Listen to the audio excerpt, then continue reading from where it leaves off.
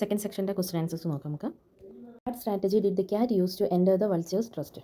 എങ്ങനെയാണ് എന്ത് ചെയ്യുന്നത്? ക്യാറ്റ് വളരെ ക്ലവർലി ആയിട്ട് സംസാരിക്കുകയും പിന്നെ എന്താണ് തന്നെ ഇപ്പോൾ സ്പിരിച്വലിൻ്റെ വഴിക്കാണ് പോകുന്നത്. നോൺ വയലൻസ് ഒന്നും ഇപ്പോൾ ചെയ്യാറില്ല. നോൺ വയലൻസും സ്പിരിച്വാലിറ്റിയും ആണ് ഇപ്പോൾ താൻ കൂടുതൽ ഫോക്കസ് ചെയ്യുന്നത്. അതുകൊണ്ട് താൻ ആരെയും ഉപദ്രവിക്കുകയോ ഒന്നുമില്ല എന്ന് പറഞ്ഞ് നമ്മുടെ കഴുകനെ ട്രസ്റ്റ് ചെയ്യിക്കുകയാണ് അല്ലേ.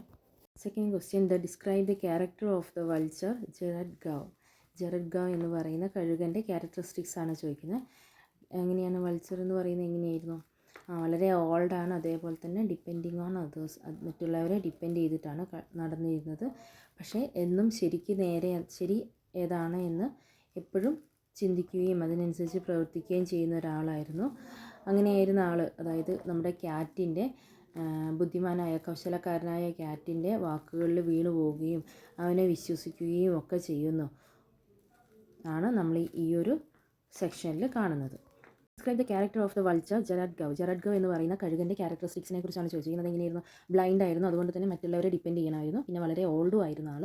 അത് പക്ഷേ എന്ത് തന്നെയാണെങ്കിലും ഒരു കാര്യത്തെക്കുറിച്ചിട്ട് വളരെ നല്ല രീതിയിൽ എന്ത് കാര്യം ചെയ്യുകയാണെങ്കിലും വളരെ നല്ല രീതിയിൽ ചെയ്യണമെന്ന് ആഗ്രഹിക്കുന്ന ഒരു വ്യക്തിയായിരുന്നു. അതുകൊണ്ട് തന്നെ അവിടെ താമസിക്കുന്ന, അതായത് തനിക്ക് ഭക്ഷണം കൊണ്ടെത്തരുന്ന അവരെ വളരെ നല്ല രീതിയിൽ നോക്കണം എന്നൊരു നല്ല മനസ്സുള്ള ഒരാളായിരുന്നു. അതേപോലെ തന്നെ എന്താണ്, റിലീജിയസ് ആയിട്ടുള്ള കാര്യങ്ങളിലും ദൈവികമായിട്ട് സ്പിരിച്വൽ ആയിട്ടുള്ള കാര്യങ്ങളിലെല്ലാം വളരെയധികം വിശ്വാസത ഉള്ള ഒരാളായിരുന്നു നമ്മുടെ വൾച്ചർ കഴുകൻ.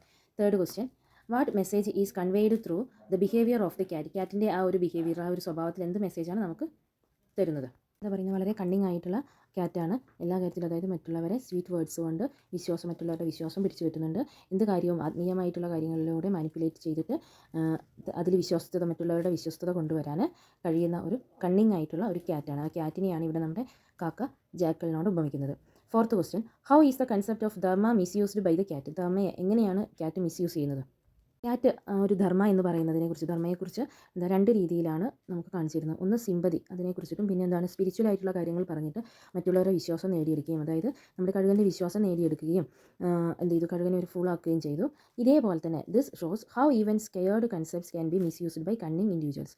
ഇതിലൂടെ നമുക്കൊരു കാര്യം കൂടി മനസ്സിലാക്കി തരികയാണ്. അതായത് കണ്ണിങ് ആയിട്ടുള്ള ഇൻഡിവിജ്വൽസ് അല്ലെങ്കിൽ സ്ട്രേഞ്ചേഴ്സ്, സൂത്രശാലികളായിട്ടുള്ളവർ എങ്ങനെയാണ് മറ്റുള്ളവരെ കണ്ണുവെട്ടിച്ച് തനിക്ക് വേണ്ട കാര്യങ്ങളെല്ലാം നേടിയെടുക്കുന്നത് എന്നതിൻ്റെ ഒരു ഉദാഹരണം കൂടിയാണ് ഇവിടെ ക്യാറ്റ് നമുക്ക് കാണിച്ചിരുന്നത്. Okay, fifth question, why is it importance to judge people by their actions not their words.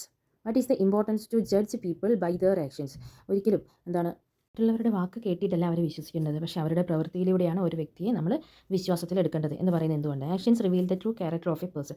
ഒരു പേഴ്സൻ്റെ ട്രൂ ക്യാരക്ടർ നമ്മൾ കാണുക അവരുടെ ആക്ഷനിലൂടെ അല്ലെങ്കിൽ അവരുടെ സ്വഭാവത്തിലൂടെ അല്ലെങ്കിൽ അവർ പ്രവർത്തിക്കുന്ന കാര്യത്തിലൂടെ ആയിരിക്കും.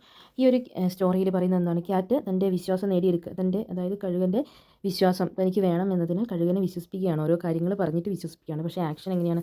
വളരെ ഹാംഫുൾ ആയിട്ടുള്ള ആക്ഷൻസാണ് നമുക്ക് കാണാൻ കഴിയുന്നത്.